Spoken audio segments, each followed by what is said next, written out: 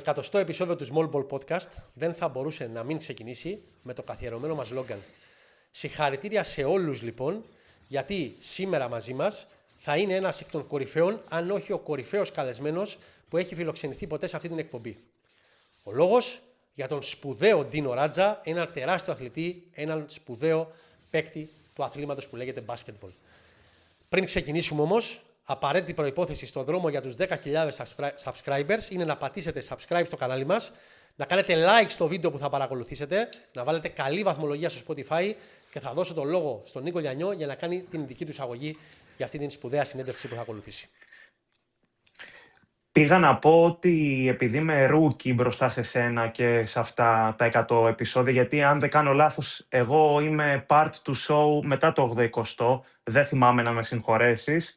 Παρ' όλα αυτά, εκτός ότι νιώθω πολύ τυχερός που βρίσκομαι εδώ, πίστευα ότι θα είμαι ο μοναδικός αγχωμένος με την έναρξη του απόψινου podcast, μιας και φιλοξενούμε ίσως έναν εκ των 5-10 κορυφαίων Ευρωπαίων παικτών που έχουν παίξει το παιχνίδι του μπάσκετ. Αν κάποιος αναλογιστεί το τι έχουν πετύχει, έτσι. Τα είχαμε σημειώσει και δεν μας φτάνανε τα τευτέρια. Τι να πούμε για κατακτήσεις EuroLeague 2, για κύπελο Κόρατς, για MVP Final Four, για πρωταθλήματα και κύπελα Κροατίας-Ελλάδος, με την εθνική και Ιουγκοσλαβίας και μετέπειτα Κροατίας Ολυμπιακά μετάλλια κόντρα σε Dream Team, χρυσά για πλάκα κάθε χρόνο σχεδόν στο Eurobasket χρυσά, σε παγκόσμια μετάλλια, δηλαδή, τι να πούμε, Hall of Famers, τους καλύτερους 50 Ευρωπαίους αθλητές μέχρι και το 2008, αν δεν κάνω λάθος. Δηλαδή, και ξεχνάω πάρα πολλά αυτή τη στιγμή που μιλάμε.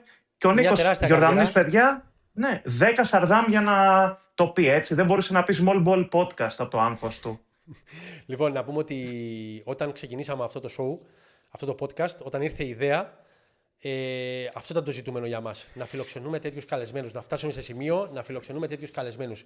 Το να ακούτε εμένα, τον Νίκο, τον άλλο Νίκο τον Κοσμά, τον Δημήτρη παλαιότερα να παρλάρουμε για μπάσκετ, δεν ήταν ο πρωταρχικός μας στόχος. Ναι, με να πούμε και την δική μας άποψη, αλλά ο σκοπός μας ήταν αυτός, να φέρουμε τέτοιους καλεσμένους. Και σήμερα νομίζω φέραμε τον κορυφαίο.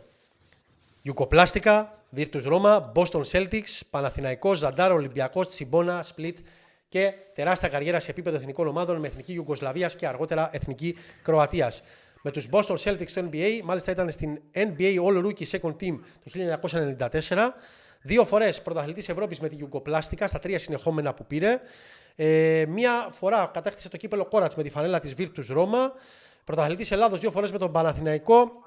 2 φορές πρωταθλητής Κροατίας. Όπως είπες, ήταν μέσα στους καλύτερους 50 Ευρωπαίους και μέσα στους καλύτερους Ευρωπαίους που έχει αναδείξει η FIBA το 1991. Περισσότεροι από 3.700 πόντοι στο NBA. Σε επίπεδο εθνικών ομάδων, χρυσό μετάλλιο στο Ευρωμπάσκετ της Ιουγκοσλαβίας το 1989 με τη φανέλα της εθνικής Ιουγκοσλαβίας και σε αυτό της Ιταλίας το 1991, ασημένιο στην Σεούλ στο παγκόσμιο το 1988 και χάλκινο στο Ευρωμπάσκετ της Ελλάδας το 1987, με την φανέλα της Εθνικής Κροατίας το χάλκινο στον Καναδά το 1994 στο παγκόσμιο και στο Ευρωμπάσκετ του 1993 στη Γερμανία και το 1995 στην Ελλάδα και ασημένιο μετάλλιο φυσικά στους Ολυμπιακούς Αγώνες της Βαρκελόνης το 1992 κόντρα στην απόλυτη Dream Team, την Team USA σε εκείνον τον τελικό. Αξεπέραστα ρεκόρ, αξεπέραστη τίτλοι, πάρα πολλοί τίτλοι για έναν παίκτη που αν έπαιζε σήμερα το budget του θα έφτανε κοντά στα 5 εκατομμύρια ευρώ και φυσικά δύσκολα θα τον βλέπαμε στα ευρωπαϊκά γήπεδα. Τι είπες, 5 εκατομμύρια ευρώ και ευρωπαϊκά γήπεδα, παιδιά, μιλάμε για παίκτη που πήγε 3,5-4 χρόνια στο NBA και κυρίως με τους Boston Celtics που είχε πολύ ενεργό ρόλο και είχε νούμερα μέσω όρο 18 πόντους και 8 rebound και 2-3 assist και τους έκανε και πλάκα, έτσι. Μία περίοδο που δεν ήταν τόσο εύκολη μετάβαση από την Ευρώπη. Δεν είχε ανοίξει η αγορά. Οι Αμερικάνοι το ευρωπαϊκό μπάσκετ το σνομπάριζαν αρκετά τότε. Δηλαδή, τους έκανε πλάκα. Να τολμήσω να πω ότι ίσως θα μιλάγαμε για τους top 5 καλύτερους Ευρωπαίους που παίζουν στο NBA τώρα. Γιατί το playstyle του θυμίζει πολύ τότε. Θυμίζει τώρα μάλλον ο Νίκολα Γιόκιτς. Αργότερα στο ευρωπαϊκό επίπεδο ο Νίκολα Βούησης ο συμπατριώτης του. Πάμε όμως να δούμε τον χορηγό της εκπομπής μας και στα 100 επεισόδια. Φυσικά μιλάμε για την Elabet και επιστρέφουμε με τον σπουδαίο Dino Radja.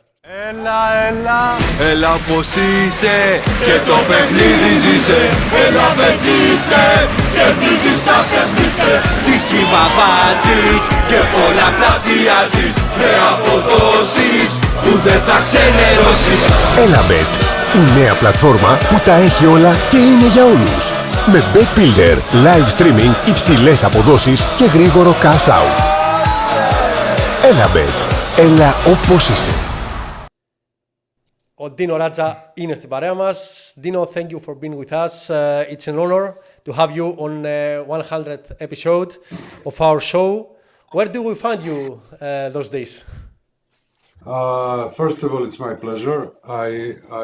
I love Greece and I really enjoy my time when I was there, and even now I'm still very much, last couple of years I don't do interviews, I don't do newspapers. I try to avoid any basketball talk, but when I get call from Greece, then I always cave. Hello, Dino. Thanks for being with us. We were trying to reach you for this episode because something more for us. It's 100 episode, and it's like celebration for us.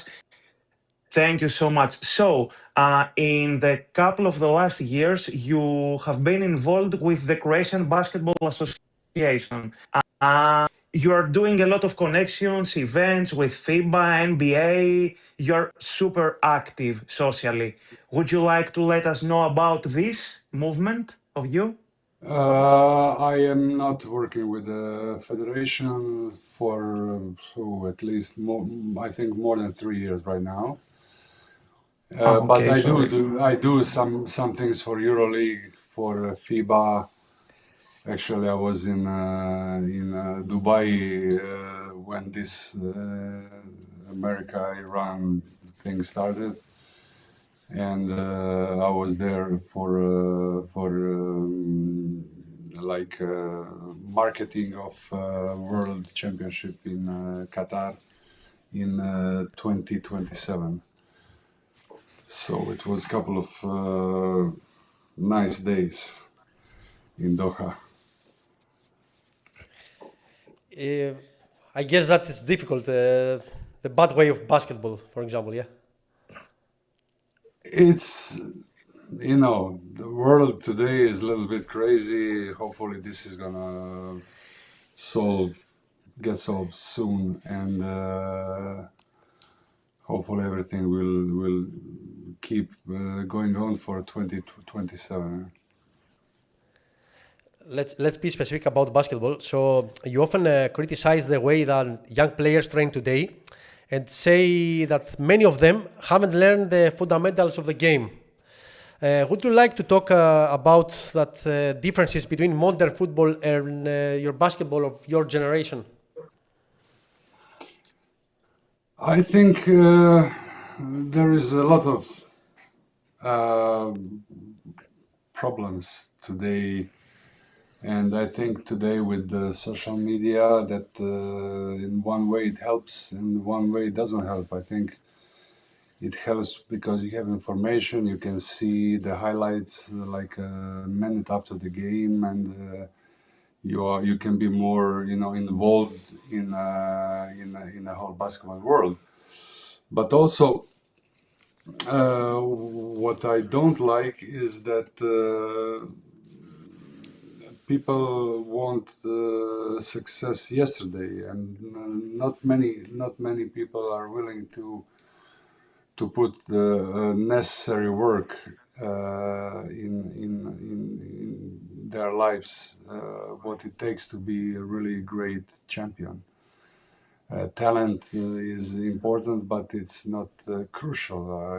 I think that somebody who works more will always be more successful than the guy who is more talented and doesn't want to work as hard.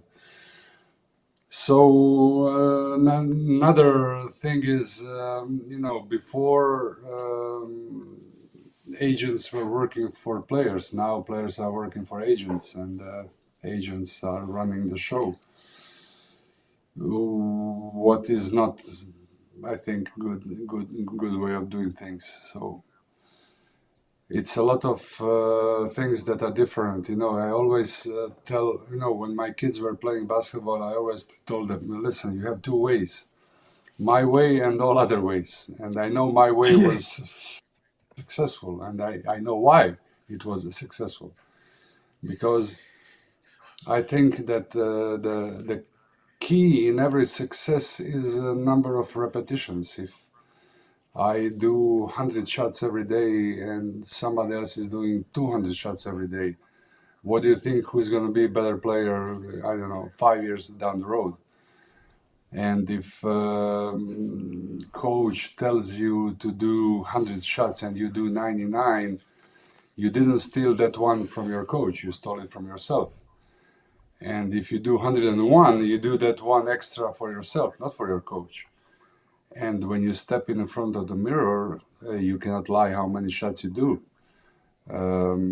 So I think today kids are trying, not everybody, of course, but in general perspective is that kids are hurrying. The media is pronouncing them superstars when they are 15. Or 16, and they think, okay, now I'm done. I scored 30 points in European Championship under 16. Now I'm done working out. No, you have to work out all your life. I mean, when I was 33, and I was the best prepared guy in my team, definitely, because that's something that I took pride of, and you have to do what is best for yourself. Here in Greece, the youth, we used to judge the youth coaches, and we used to say that, we are not like Croatia, Serbia, Slovenia, that they leave the kids learn the three basics of basketball, like shooting, passing, and dribbling, and we care only about the result, and we don't give freedom to our young players. That's why here in Greece we don't produce shooters and good basketball skilled players, and we used to do things only by defense and tactical. Is that true? That's what I was saying before in a different way. These three skills you talk about, that's basic, and you have to learn them. You have to automatic them, not to think about them when the situation comes. How you're going to do something, and when you don't have that automatized maximally, then you think, how I'm going to do it. I never, I was playing back to the basket. I had my moves, guys, that I had different moves. And when somebody is asking me like, okay, how you did this, how you did that, I never think of that. I make a decision in the moment. Why? Because I did it billion times. Billion times I did it, and I did it automatically. All my moves were automatically. So in every moment that I do something, it was done so many times in the practice that when I read the situation in one play, I don't think what am I going to do. I just do it because I did it so many times. And I think that is even problem today in Croatia also, that the kids are coaches are learning them the schemes, 1, 2, 3, 4, 5, and then when the defense is stopping them, they don't know what to do because they don't learn them basketball. Basketball is how to find the hole Basketball is how if I do this, how my, you have a scheme and you play the scheme. So if scheme is broken, then you have rules. Like if I do something, how other 4 people are going to react. You have to react up to certain rules, and you have to find a hole. Finding the hole and entering into the hole in the right moment. It's a skill. It's not something that you can just invent. You have to work on it. You have to learn the single passing game rules. And today we have many coaches, but we don't have teachers. You don't have teachers that after practice your head hurts, not your legs or your muscles. Your head hurts because of how many information you are getting. I remember when I was in Jugoplastica and Božo Majković was coach, so he get from time to time Aco Nikolić to come and work with us. And practices with Aco were like 4 or 5 hours, and after the practice, your head is about to explode, because you get so many information that day that your head hurts. And of course, in that moment, you don't really understand what's going on, but then later you realize that from my team, you have Duško Ivanović, who's a great coach, you have Perasović, who's a great coach, you have Luka Pavicevic, who's coaching. You have many players that are successful coaches, and it's not it's that is for reason, because they had the best teachers. You don't have teachers today. Everything is they want to do it quickly. And Yeah. Dino, when did you really realize that, oh, I'm really good and this is going to be my life from now on? When did you start to think that, okay, I got it. I'm that good. I got it. To be completely honest with you, you probably won't believe me, but the moment I start thinking this is going to be probably my way of life was 89, when we won the first European title. Before that, it was just, a game, and it was just something that I enjoy, playing with my friends. And, we had a heating arena when the winter was there and outside was cold wind and 0 degrees. I had a heated arena to practice in, so it was biggest advantage that you can imagine. So it was really fun, and I didn't think about the money, I didn't think about the fame, I didn't think about anything. But when we won that first title in Munich, then I started thinking, okay, this might be something serious.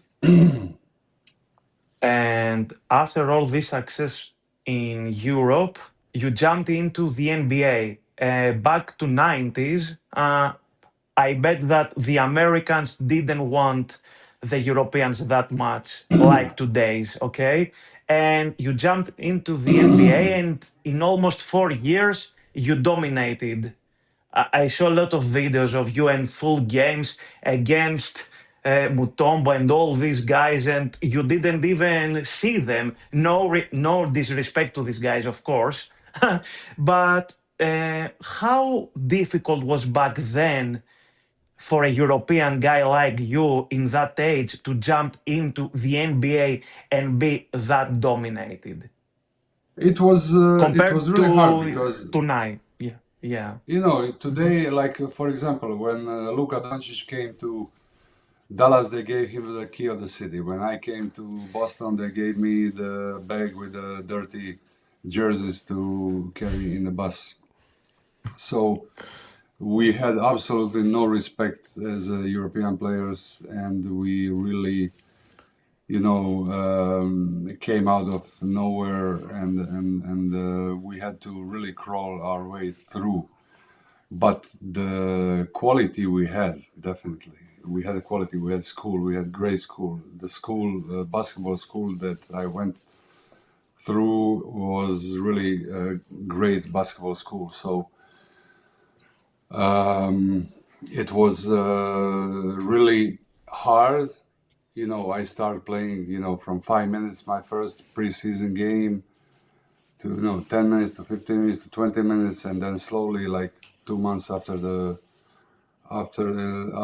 season start, I was in a starting lineup. So after that, it was easy, but you know, to gain respect from your teammates, from your coaches, from the other guys, from the other teams, it took some time, because I remember, you know, the players from other team, you know, like underestimated you and not saying hello to you, but when you drop like 30 on them, then they come to you with different approach. Dino, there are many people compare your playing style of Nikola Jokic. Do you agree with these comparisons? And which player do you enjoy watching today, in the NBA or in EuroLeague? No, I think him and Doncic. There are two guys that, you know, that are born once in like 200 years. It's a talent that you cannot, you know, learn. That's something that you are born with, and both of them are, you know, great players to watch and fun to watch, and really they deserve everything that's happening to them. I think Nikola, he's shooting from further. I never shot threes because it was different times. I was one of the first big men who shoot like from outside, but not that far, you know. If I play today, I would have to adjust on that also. But you know, I was maybe different, you know, playing with the back to the basket than him. But he's a really freakishly good guy. He plays, he sees the game 3 seconds up front, and that's his really best thing. We were a Greek podcast, so, you know, let's talk a bit about your time here. What do you remember from those 2 seasons in Panαθηναϊκός with Lefteris Subotis as a head coach? It was great time, you know. Not only the great time, but, you know, winning the championship after 14 years, winning the championship in Piraeus after never happened in history of Greek basketball, that a road team win the championship in other team arena. It was really the crazy fans everywhere, at home, on the road, people who love basketball. It's so much fun to play in front of people who really loves basketball, and best time of my life, really. Like, my 3 years in Greece are unbelievable. Coach Subotic told us some crazy stories about these big game 5 in the finals. Do you have something to share with us? Do you remember something memorable about this game? Again, You know, Panathinaikos Olympiacos, of course, yeah. Mm-hmm. Of course, I remember. I remember that, you know, game like that is very important. You have to be very concentrated. In games like that, you just cannot let anybody enter your head. But, you know, one of the biggest achievements for myself privately as a person was, you know, when I came to Panathinaikos, I met a group of, you know, Greek players foreign players that were not, winning for many years. And it was a lot of nervous time because when they didn't practice well, I would, throw the bottles, kick the balls, kick the chairs, and got really nervous. So when I didn't understand them, they didn't understand me. So 10 years after I finished my playing time, I was in Athens and I met with Albertis for a coffee. I'm friends with all of them, and when I go to Athens, I see most of them all the time. And we're having coffee, and he told me, you know what, Phile, I didn't know back then. When you came to Panthinaikos, we all thought this is a crazy guy. Why is he doing this? Why is he kicking the balls? Why is he yelling at us? And then we realized why you were a champion. Because you care, because you do all these things. And then I think that the positive effect that you had not only on us, but on us as a national team players and everything, I think you helped us a lot in the future. So that was one of the best things somebody ever said to me, and I didn't do it in purpose. It was just it's my mindset. When I step on the court, I want to win anything, even if we play little games, warm up, when it doesn't seem important. I just want to win it, and I want to win against my kids playing cards when they are like 4 years old, and my wife tells me, "Come on, let him win." No, that's something that is in my head, and I had this capacity of, eliminating, like, how the Greek fans are when you go on the road. They're crazy and they go in your head and you have a bad game. And I never let opposite fans come in my head. You know that Game 5 in Piraeus was one of the best of Panathinaikos fans ever. And I was 10 years old, for example, that I'll still remember your 3-point shot from the middle of the court. you changed the match, I think. You changed that match. Look at this sequence, because when you are concentrated, look at that. I take a rebound, I grab it, and I look at the clock, and I saw how much time I have. I saw like 2.5 seconds. So you calculate in your head how much time you have and what can you do, and come as close as you can. So even if it was a lucky shot, but it was intended to be that way. I don't want to say that I probably don't make next 50 of them, but that one, I grab a rebound, I look at the clock, I knew I had the time for like 2 dribbles, and my shot was good shot from that far away, but it was good shot. I was lucky to get in, but that was the thing that I was capable of doing, like taking all the unnecessary thing out of my head, just be concentrated on what you have to do. And why did you choose to leave? I mean, the fans were crazy about you and they liked you a lot. I mean, why did you leave? You know why. You know what happened. I don't want to talk about that because it's an old story. But unfortunately, ended that way. I didn't want it to end that way, but it ended that way. And life is sometimes, hard. Yeah. Even you were very popular with Panathinaikos fans. You made a decision a year later to join Olympiacos. How did that offer came about, and how difficult was your decision?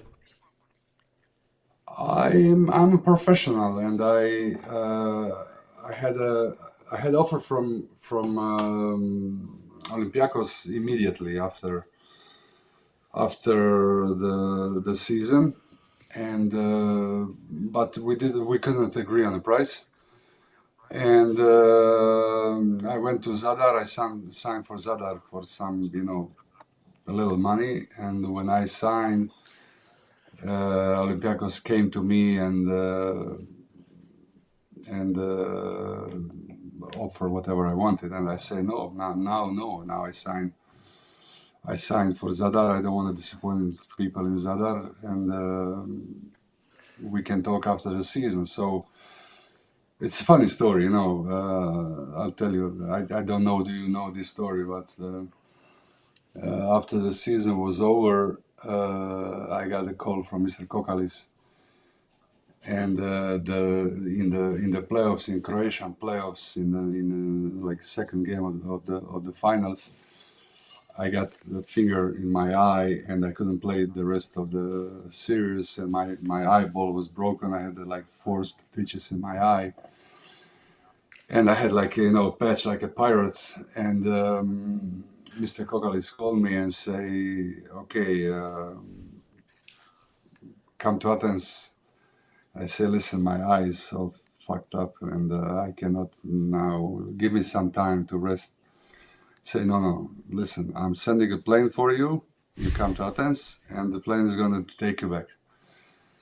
I say, okay, then we can do it any day. So next day or 2 days later, I came to Athens, and I come to his office. I had like 2 motorcycles with the blue lights, following me from the airport to his office through the traffic. And he say, we are alone, And I tell him, okay, where are your manager and my agent? I don't want to do this without my agent. And he said, no, we are talking, and then we let the agents do the paperwork. So he said, okay, first of all, I'm sorry for the last year because my GM was negotiating the contract. I didn't do it, so I'm apologizing for that. What's your price?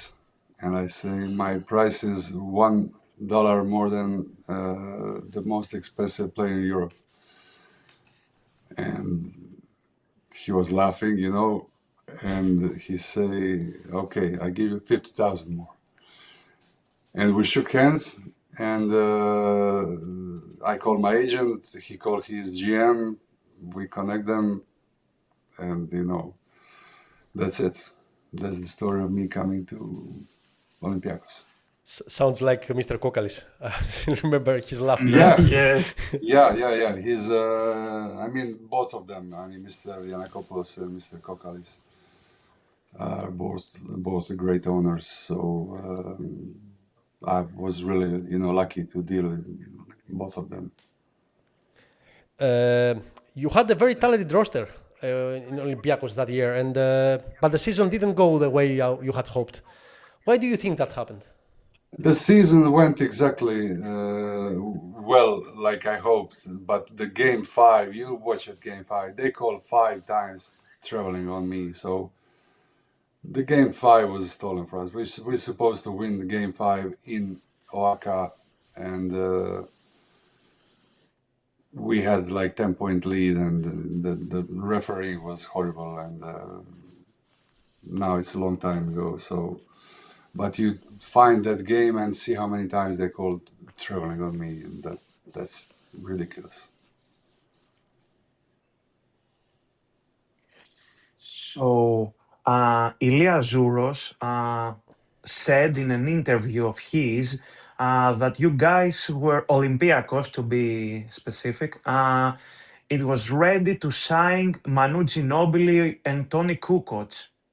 Do you know something about? Do you know something about these fairy tales or something? No. No. I have another story about Ilias. That happened also. You know, he was young coach, and I really tried to help him and try to, you know, be vocal in the practices, and also I did the same thing. You know, I want to win, and I don't care how, but I want to win. So I did the same, you know, yelling and screaming and kicking and all this shit that I do, enable to bring most out of my teammates. And Ilya didn't like that. He thought that I was maybe undermining his authority, and we didn't really end up in a good note at the end of the season.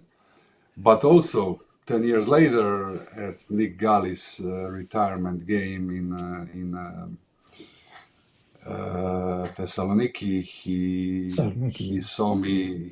He came to me. He jumped on me and he said, "You know what? I have to tell you something. You are the best player I ever had, ever. I didn't know back then. Now I know. I know why you did what you did." And so yeah, now it's too late, but I appreciate, you know, the thing.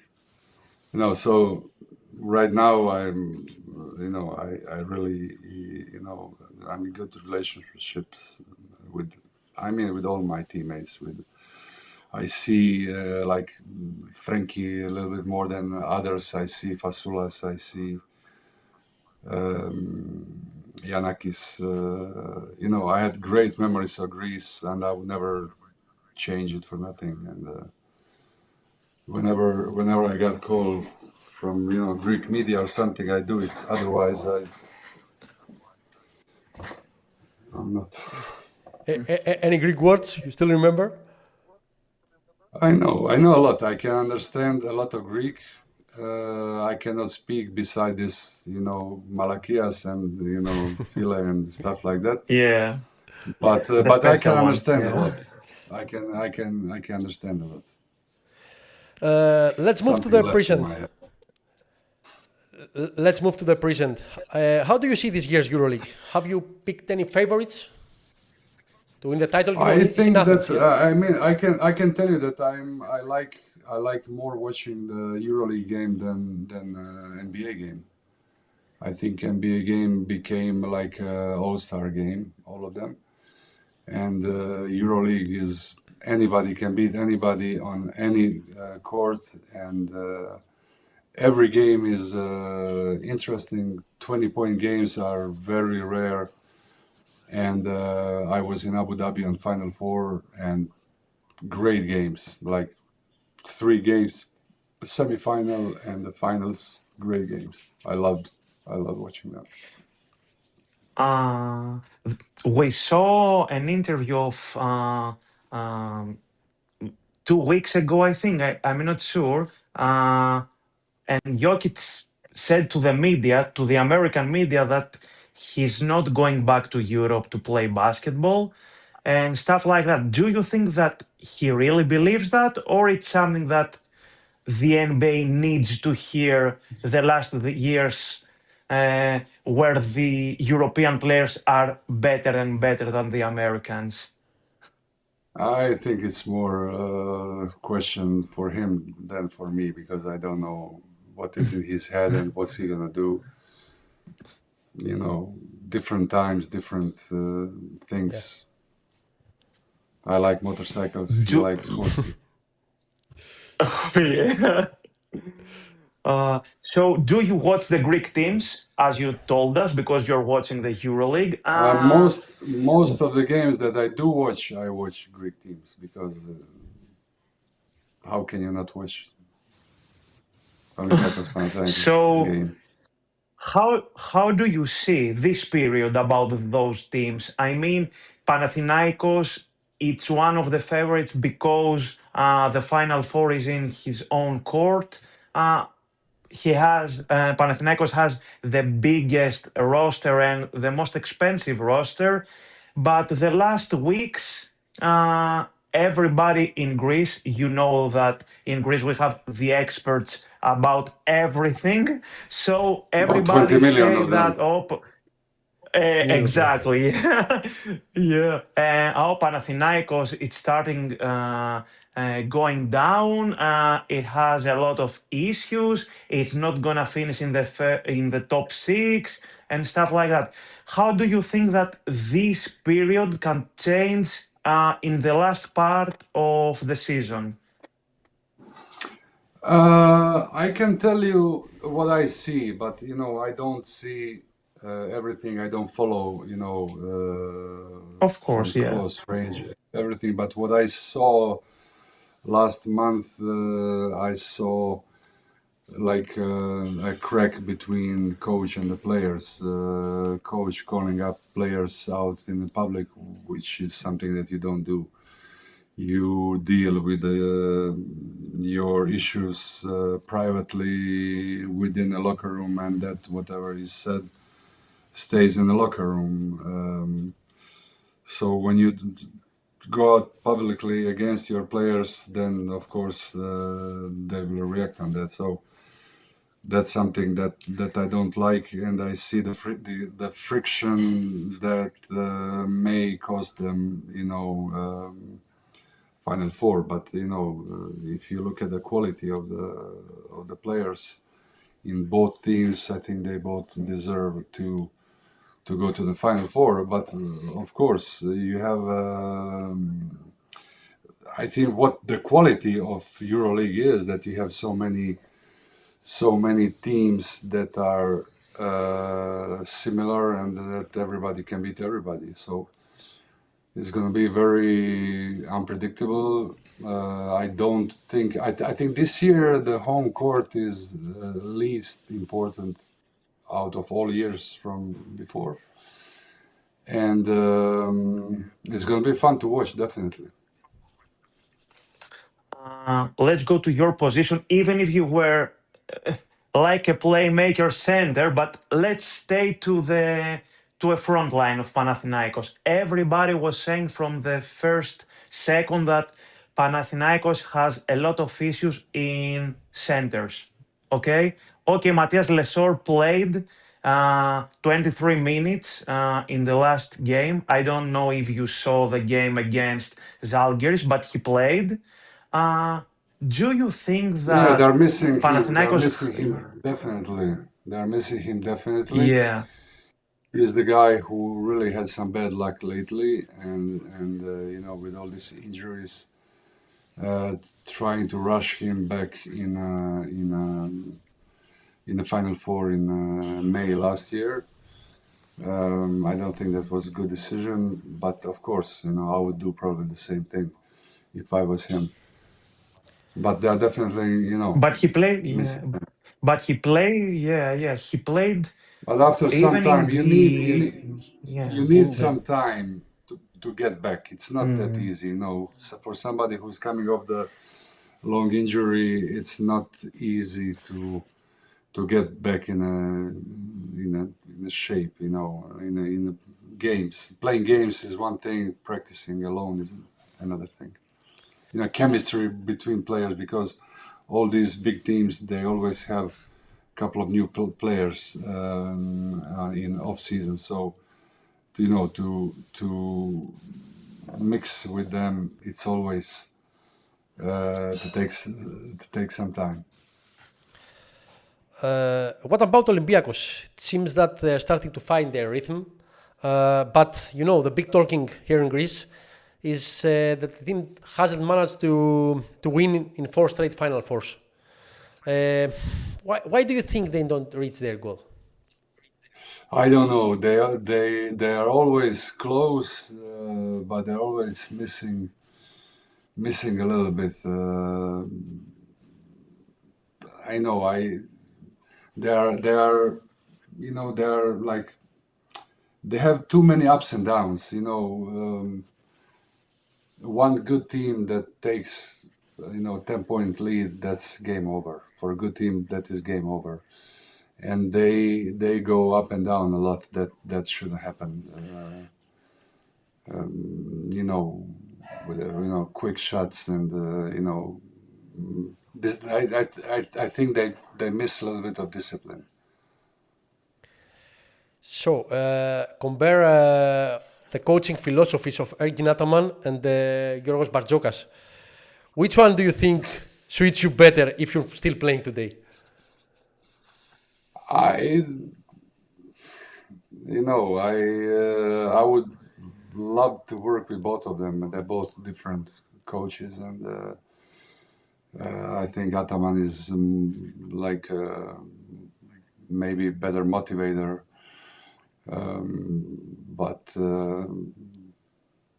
when I was in that age later in my career, at the end of my career, with everything that I've been through, with all the knowledge I had in my head,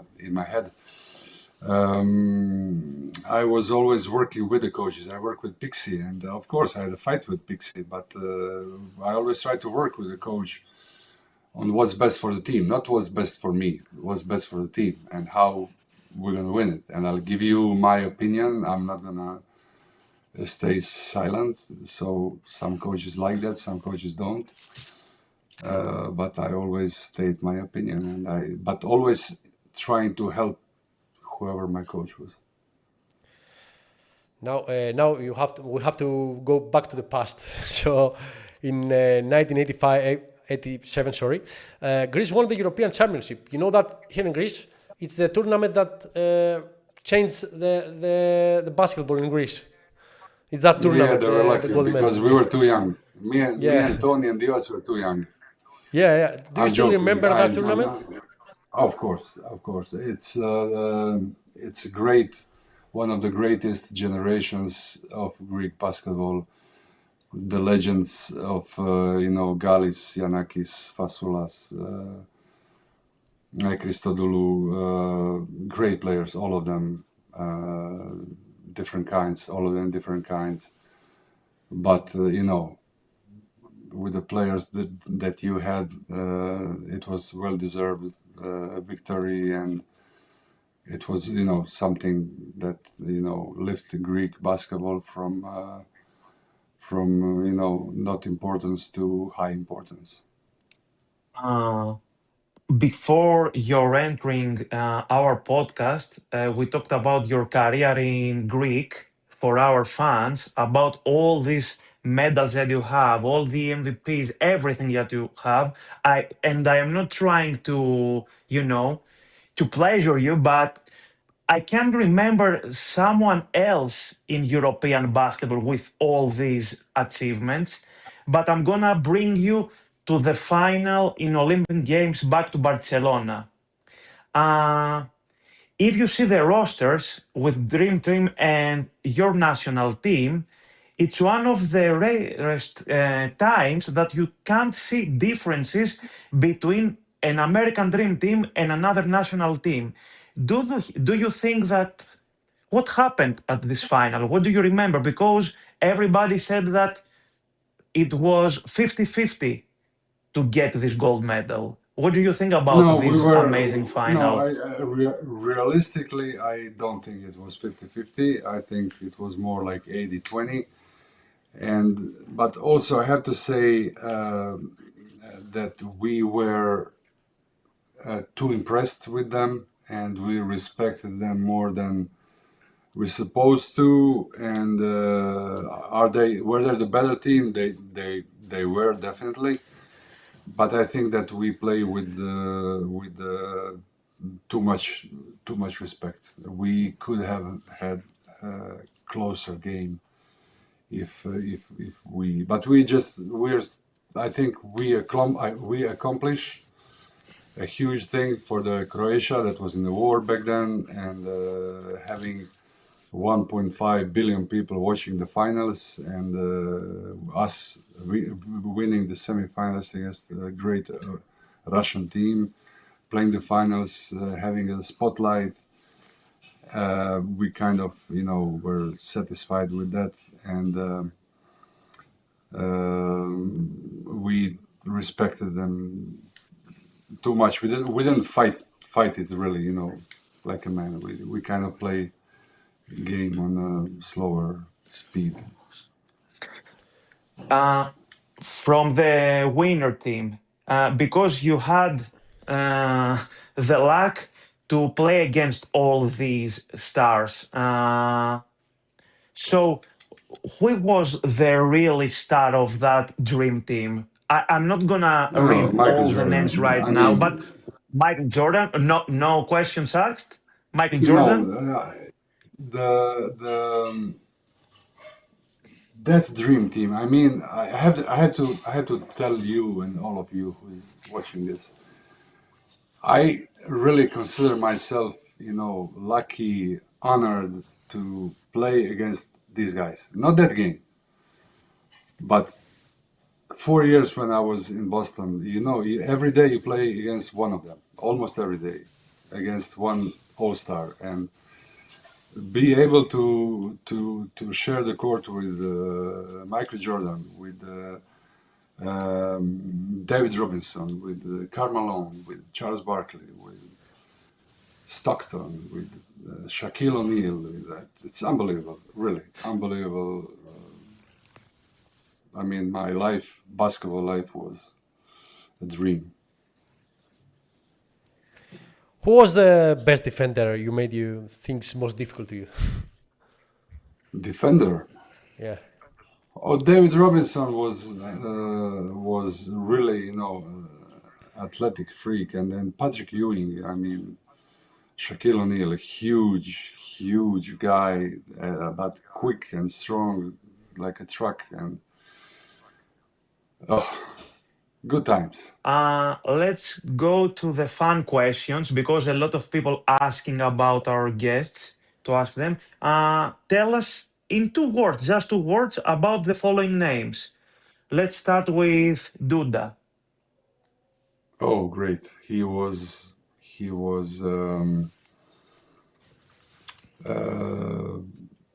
really a tough guy. I loved to play for him. I love to play. He was my coach in national team 4 years, and I loved playing for him. Okay, second one. Drazen. Drazen, he's one of the greatest players ever lived in Europe. So I had a pleasure to play with him in a national team for many years, and it's really sad story, Yeah. Tony Brankovic. I get Tony Kukoc. Okay. Okay, so, perfect.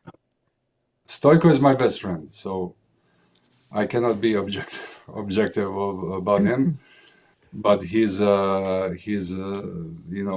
freakishly athletic and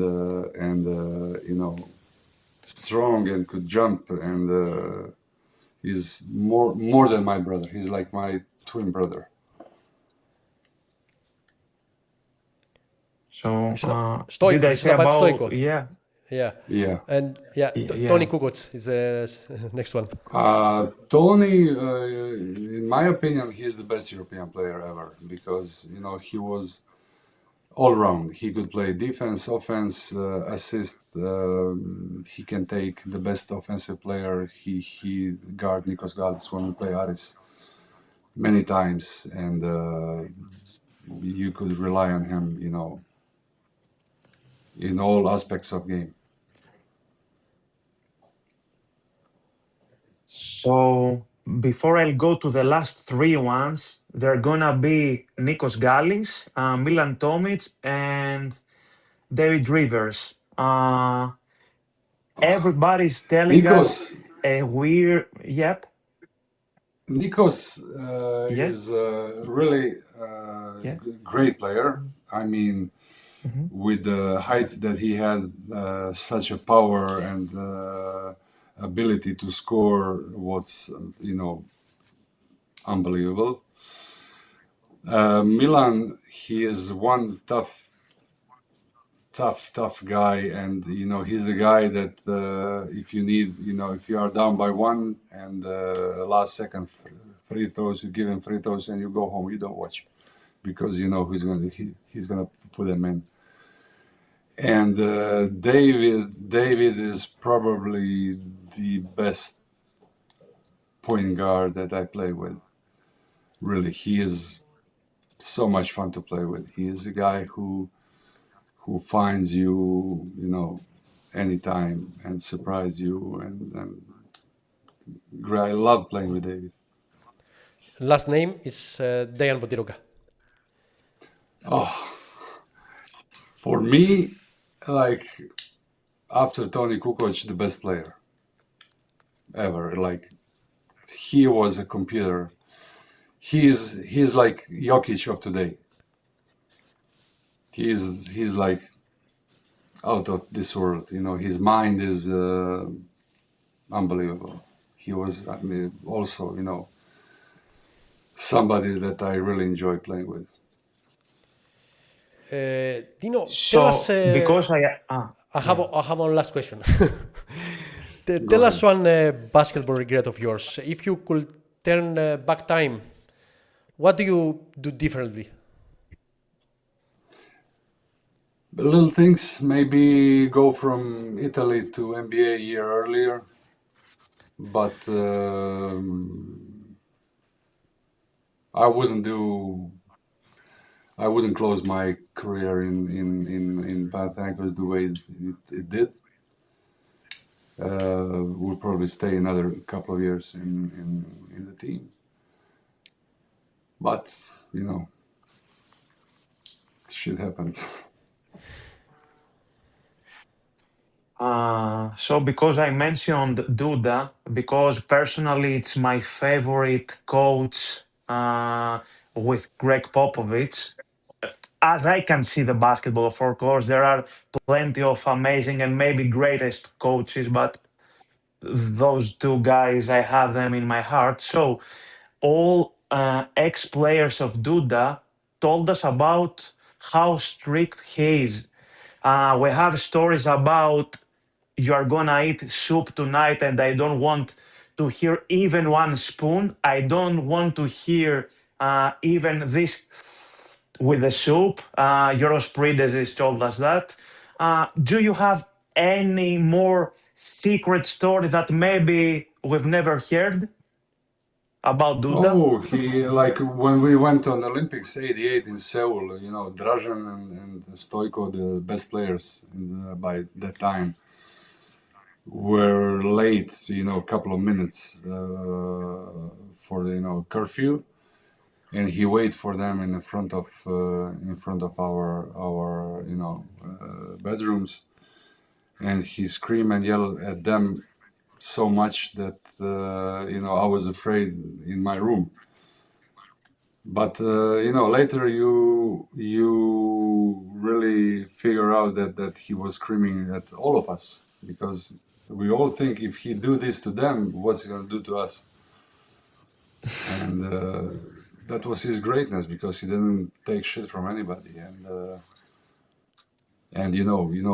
because managing all these stars together, and Dražan and Tony and me and Divac and Djordjevic and Paspai and all these heavyweight stars, you have to be a guy with the big balls, and he was definitely one.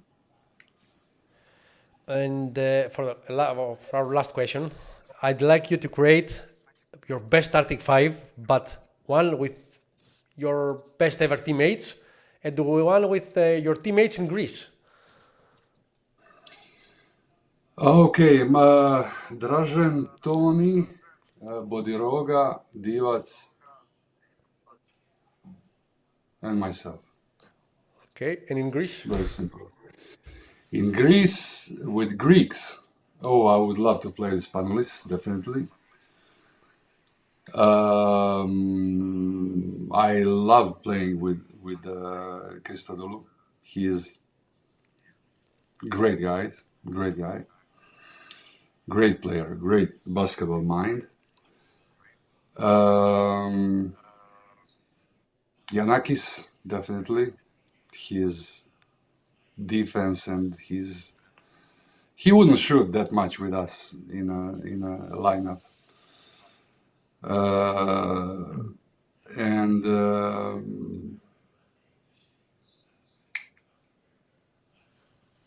thinking between Diamantidis and probably Diamantidis.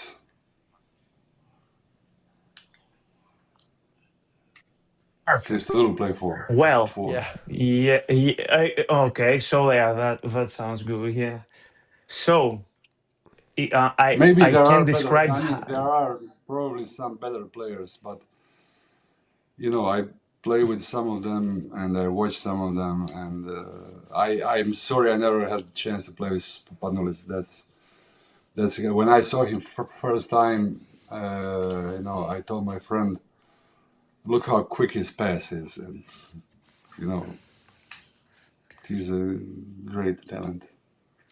There are many people here that they think that was the biggest leader in European basketball last few years. He can call the game. Definitely. And this is what they say about Olympiacos these last years, that they don't have a leader. Maybe he's gonna have 0 out of 10 3-pointers in 30 minutes, and when the ball is on fire, he's gonna be always there. So, Dino, I can describe how happy we are to have you in this celebrating episode. Thanks for your time. I really appreciate that you were here with us. And I can't imagine and I can't believe that we have a legend with us. And I am not trying to please you again. This is what I think about you. Thanks so much. I really appreciate it. You are very welcome. I'm honored to be your guest, and I want to say hi to my friends Giorgio and Katarina, and Chrysula, and they know who they are, and I love them very much. Ήταν μια πολύ ευχάριστη κουβέντα με έναν θρύλο του παγκόσμιου μπάσκετ, τον Dino Radza. Μπορεί να καταλάβατε όλοι όσοι την παρακολουθήσατε ότι είχαμε ένα άγχος επιπλέον εγώ και ο Νίκος. Πολλές φορές τραυλίζαμε, χάλαμε τη γλώσσα μας, αλλά συμβαίνουν αυτά. Να ξέρετε ότι με τον Νίκο σπουδάσαμε μαζί. Όσοι μας παρακολουθείτε το έχουμε αναφέρει ξανά. Και νομίζω ότι και εγώ και αυτός ξεκινήσαμε πολλά χρόνια πριν γνωριστούμε στη σχολή, να ονειρευόμαστε ότι θα γίνουμε κάποια στιγμή αθλητικογράφοι. Εντάξει, προφανώς και δεν φτάνεις ποτέ εκεί που θες, αλλά μια στιγμή σαν αυτή είναι κάτι που ονειρεύεται ένα μικρό παιδί όταν ξεκινάει αυτό το επάγγελμα. Και νομίζω εμείς τη ζήσαμε και με το παραπάνω, Νίκο, σήμερα. Με το παραπάνω, να ευχαριστήσω και εγώ όλους εσάς που μας βλέπετε. Να σας θυμίσω ότι για να έχουμε τη δυνατότητα, παιδιά, να προσελκύουμε τέτοιους worldwide stars, ένα hype ζητάμε, ένα like, ένα comment, τα απλά και χιλιοϊπωμένα πράγματα. Να ευχαριστήσουμε επίσης και την Elabet που μας στηρίζει σε όλο αυτό το εγχείρημα, εννοείται. Και πραγματικά θα συμφωνήσω με τον Νίκο πως για εμάς, αν παίζαμε μπάσκετ, το απόψινό επεισόδιο ήταν σαν να βγήκαμε στο νούμερο 10 και 15 του draft, first pick. Αυτό θα πω εγώ. Λοιπόν. Πέραν όσων ευχαρίστησες, να ευχαριστήσουμε πάρα πολύ και τον Σταύρο τον Ελληνιάδη και τον Λευτέρη Σούμποτης που μεσολάβησαν για να είναι σήμερα μαζί μας εδώ ο Dino Radza. Ήταν πολύτιμη η συνεισφορά τους. Με τον coach Σούμποτης νομίζω θα κάνουμε μια επικοινωνία, να τα ξαναπούμε λίγο πριν τα playoffs. Θα έχει πολύ μεγάλο ενδιαφέρον να μας πει την άποψή του για τις ελληνικές ομάδες που ελπίζουμε να είναι και οι δύο εκεί και να αγωνίζονται. Μέχρι τότε, όπως είπε και ο Νίκος, like στο κανάλι. Like στο βίντεο. Ήταν ακόμα άγχος έχουμε. Like στο βίντεο. Subscribe στο κανάλι. Καλή βαθμολογία στο Spotify. Ευχαριστούμε ξανά την Elabet που ήταν ο υποστηρικτής της εκπομπής μας και ραντεβού στο live που θα κάνουμε την ερχόμενη Τετάρτη. Καλή συνέχεια, παιδιά. Ευχαριστούμε.